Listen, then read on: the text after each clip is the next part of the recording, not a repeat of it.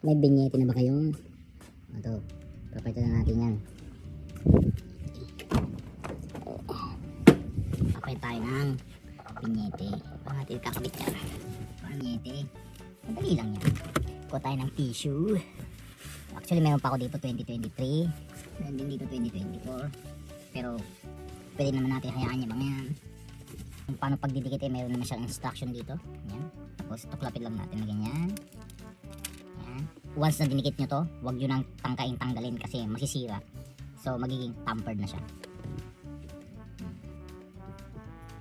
Yan. Okay na yan. Tapos ito, tatago nyo. Lagyan natin dito sa loob. Dito kasi walang mga tollgate. Pag dumaan ka sa mga expressway, ayun, punta ka ng labas ng Vienna, papuntang Graz, Salzburg, sa Ungarn, kailangan mo yan. Walang tollgate dito. Pero maraming camera. Madidetect na kung meron ka o wala.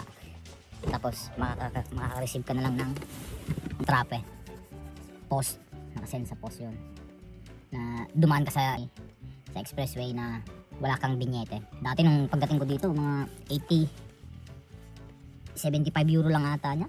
Ngayon, nasa 95 na. Pero yan, natanggap namin yan kada Pasko.